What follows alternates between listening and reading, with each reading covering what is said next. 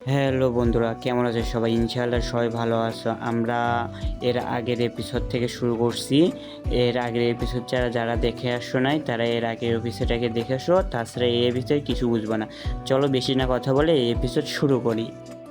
অর্থাৎ ড্রাঙ্গারটা দাঁড়িয়েছিল, তাই ড্রাঙ্গের সঙ্গে সঙ্গে সেখান থেকে চলে গেল। সেই দিন থেকে আমার লালন পালন আমার মাস্টার আর সিনিয়র মিলিয়ে করছে। আমরা অনেক দুর্বল ছিলাম, তাই আমার মাস্টার ইচ্ছাকৃতভাবে আমার নাম চ্যানসিং রাখছিল, যার মানে হলো দীর্ঘজীবী আশীর্বাদ।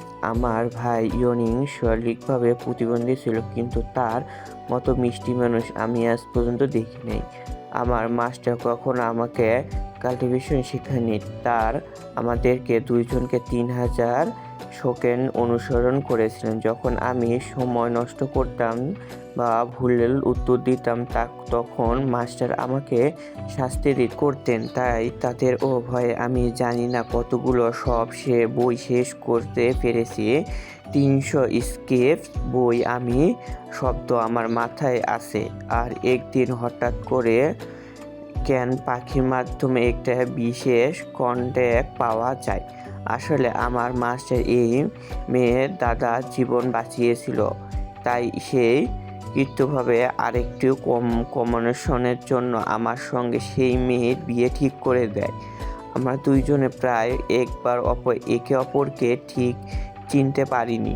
সে আমাকে বলেছিল যখন আমি বড় হব তখন তাকে দেখতে গেলে আমার সিন্দুর টিকে যেতে হবে, আর আমাকে ওখানকার খাবার খাওয়াবই করছিলাম, সাথে পুরো টাউনটা এক্সপেক্ট করবে এবং আর আমি ওর সাথে দেখে করে খুব আগ্রহী ছিলাম। কিন্তু তারপর এক রাত হঠাৎ আমার অসুস্থ শরীর হলো, আর আমার ভিনাস পুরো কয়েন্টর ঝামেলা পড়ে গিয়েছিলাম।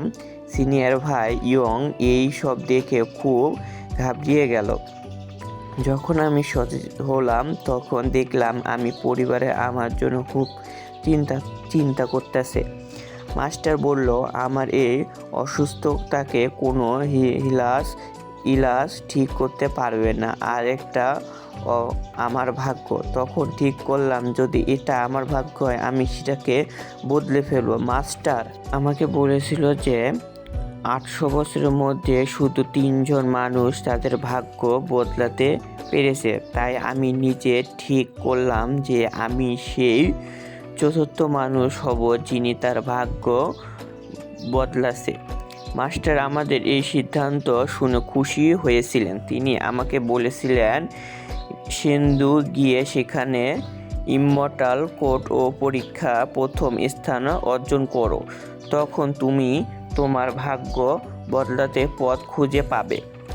আমার ভাই ইয়ং আমাকে সেই শর্ট বেল্ট উপহার দিয়েছেন যা ড্রাগন দাঁড়িয়ে রিফাইন করে আমার মাস্টার তৈরি করেছিলেন।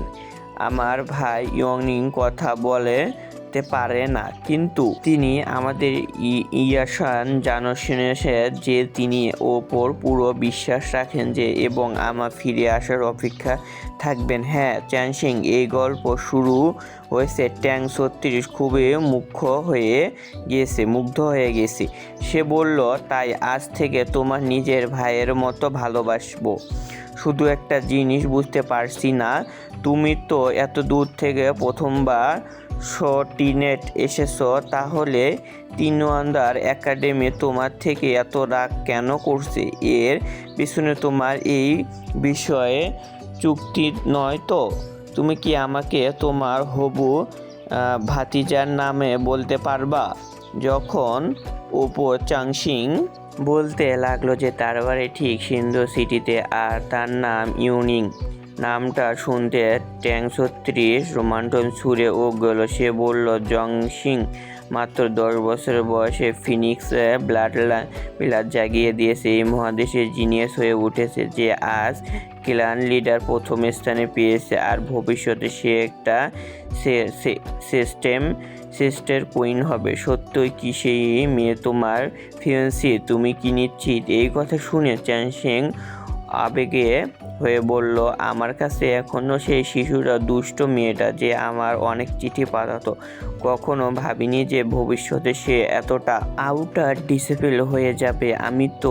আমি ওর জন্য একদম খুশি। ততক্ষণে ট্যাং ৩৬ বলে, ভাই এখন সব কিছু ক্লিয়ার হয়ে গেছে এবং অ্যাডমিশন তোমার রিজেক্ট করেছে, কারণ ডিভাইস জেনারেল জু ও বাড়িতে খবর গিয়েছে যে তুমি হেলডো সিটিতে পৌঁছে গেছো।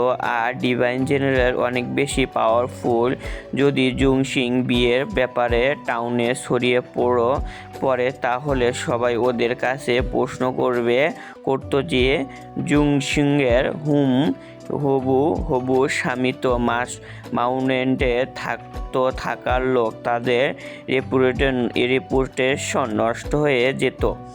বিশেষ করে তোমার হবু শ্বশুর, যার নাম শিজি। তিনি তার দক্ষতার জন্য বেশি পরিচিত ছিল। এখন সব কখনো ভেবে চানসিং চিন্তিত হয়ে পড়ে। সে সরাসরি জু ফ্যামিলির দিকে চলে গেলে সাথে সাথে সে মনে বলে, আমি ইয়ংকে জেনে জোর করে কোনো সম্পর্কের মধ্যে বাঁধতে পারবো না। আর আমার কারণে তার সম্মান বাড়ানো উচিত নয়। আমার জন্য তার সুনাম নষ্ট হয়ে যাওয়া আমি সহ্য করতে পারবো না।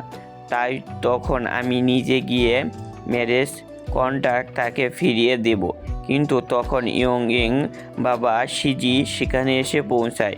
এটা ছিল ইস্টার্ন রিজনের ডিভাইন জেনারেল, যে চাংসিংকে বলে যে সে ম্যারেজ ঠিক আছে, কন্ট্যাক্ট আমার হাত দিয়ে আবার একবার হবে, না হলে তুমি কালকে সূর্য দেখতে পারবা না।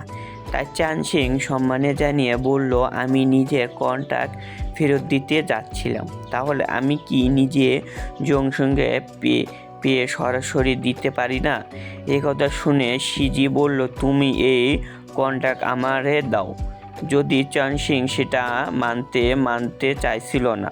সে বলছিল, আমি নিজে মিন ইয়ংকে সেই কন্ট্যাক্ট দিতে ধন্যবাদ জানতে চাই। যদি তারও সব চিঠি না পাইতাম আমি কখনো তার সঙ্গে বন্ধুত্ব বানাতে না।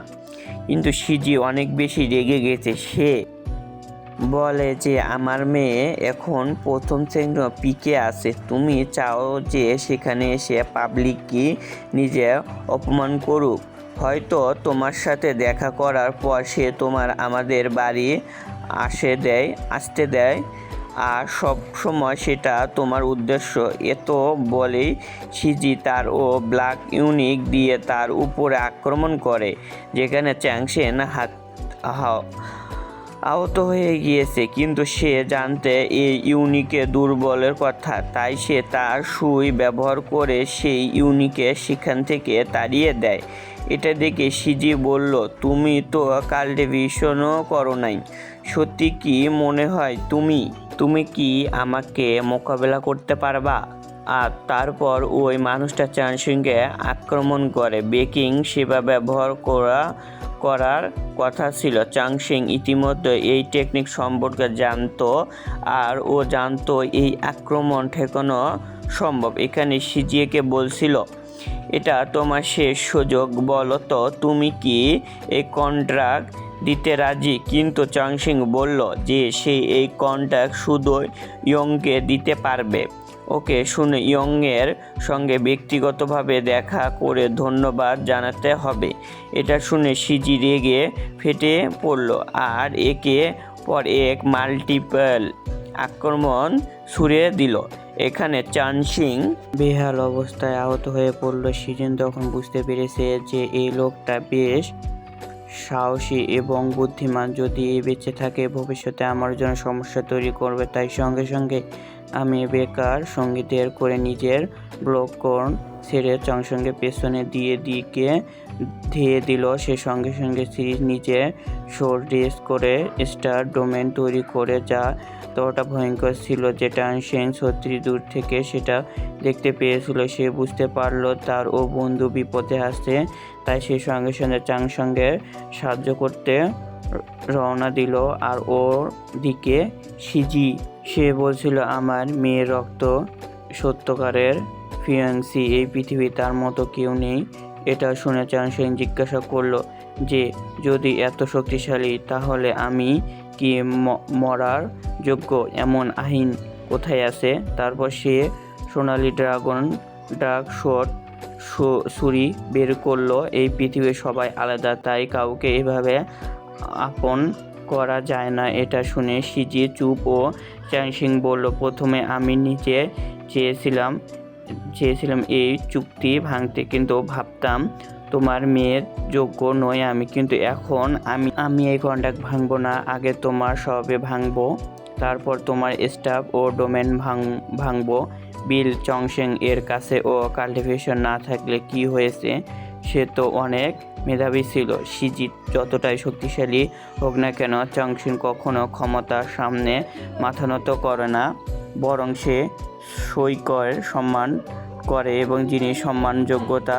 এখন পর্যন্ত এই দুইজন একে অন্যের উপর আক্রমণ করছে। তার সঙ্গে আগে সেখানে একজন বান্দি এসে পৌঁছায় দিয়ে আসতে অনেকগুলো লোটাস ফুল ফুটিয়ে সিজির সেবা এড়িয়ে ভেঙে দেয়। এর নাম মইম, আর সে চিফ। সে একজন এম্পায়ার অফিসার ছিলেন। শ্রীজ একে বলল মিস মুন, আমি এখানে আপনার পরিবারের কিছু কাজে এসেছি, তাহলে তুমি কি এ ব্যাপারে হস্তক্ষেপ করছো? তখন সে বলল আমি তো হস্তক্ষেপ করতে চাই না, বরং আমি তোমাদের গ্ল্যান্ড হেরিন বাদারের ডিভাইন দিকে দিয়ে এসেছি। এটা শুনে সবাই হাঁটু গেড়ে বসে পড়ল। এখন মহু তাদের সেই অর্ডার পড়ে গুনাচ্ছিল যেখানে সিন্ধু গ্ল্যান্ড হরি মাদার চংশিংয়ের সিন্দুর থাকা অনুমতি দিয়েছিল। সাথে বলা হয়েছে চংশিং এখন স্টেজ রিলিজিয়ানের একাডেমি জড় করছে এবং এটি ট্যাং 36 তার বন্ধুর কাছে চলে এসে ওইদিকে সিরিজে বলছিল এটা তো মাউন্টেনের একটা সাধারণ মডেল, যা আমাদের হোলি মাদার ও একটা এর সম্মান ও কেন দিচ্ছে। তখন ও বলল একটু ভেবে বুঝি কথা বলো, না হলে তুমি কি আমাদের গ্র্যান্ড হোলি মাদারের ডিভাইন অর্ডার অবজ্ঞান করতে চাও?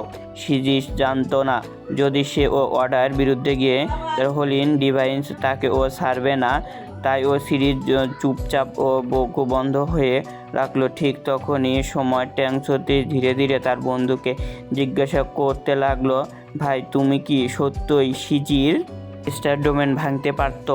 যখন চংশিং বলে আমি তো শুধু ফ্লাম করেছিলাম, সেটা শুনতে ট্যাং খুশি হয়ে গেল। সে বললে হোক না, তুমি মিথ্যা বলেছো, কিন্তু সিরিজ পুরোপুরি বিশ্বাস করেছে তোমার মধ্যে সেই যোগ্যতা আছে। তখন নতুন সকাল হয়ে গিয়েছে, তাই চংশিং যেখান থেকে বেরিয়ে পড়ল। টং তাকে জিজ্ঞাসা করলো তাই তুমি কোথায় যাচ্ছ? চংশিং উত্তর দিল আমি একটা নতুন দিনের নতুন সকালে দেখতে চাচ্ছি। সঙ্গে সঙ্গে চংশিং মৌনিকে ধন্যবাদ জানাতে শুরু করলো। তখন মৌনি বলল এখন তুমি বেঁচে থাকবে, কেউ তোমাকে থামাতে পারবে না। তোমার ও ম্যাজিক কন্টেনার ও কাউকে কিছু বলো না। আমি আরেকটা জিনিস নিয়ে কৌশলী, যদি তোমার ও গ্র্যান্ড হেওলি ফাদারে তোমার প্রায় বাঁচিয়ে দিয়েছে, তবু এক অন্তর্ভুক্ত কারণে তিনি তোমার ওই অ্যাভিনিশ পাঠিয়েছে। ইউনিক তোমার অন্য কোনো সেক্টর পাঠাতে পারেনি, কিন্তু তা করেনি। হ্যাঁ, মুরু সেস্টন লিজিজিয়ান একাডেমির কথা বলেছিল। যখন চ্যাংশিং আর ট্যাং এখানে পৌঁছায় তখন একটা কুকুর ওই জমিতে হালকা করছিল। সেটা দেখে ট্যাং বেশি রেগে যায়। সে বলে হয়তো এর জন্য সিজি চুপচাপ ওখান থেকে চলে গেছে। গ্র্যান্ড হোলি মাদার তোমাদের এই কখনো থাকতে বলেনি। এটা কোনো ভর্তি নয়, বরং একটা কারাগার হবে। এরপর চংশিং বলে তোমার আমাদের এই দেশে কতগুলো রিলিজিয়ান টপ একাডেমি আছে। আমাদের মনে হয় এই সেক্ট রিলিজিয়ান একাডেমি যেগুলোর মধ্যে সবার ওপর হবে, কিন্তু আমি বুঝতে পারছি না কেন এই জায়গা এত ফাঁকা হয়ে গেছে, এর কোনো রেকর্ড ও তো উল্লেখ নেই। তখন এই ট্যাং 36 এবং একাডেমি গল্প বলতে লাগলো এবং সে বলল 20 বছর আগে এই সেট ও রিলিজিয়ান একাডেমি মাস্টার সং টিয়ংহান ফ্যামিলি এখানেই শেষ।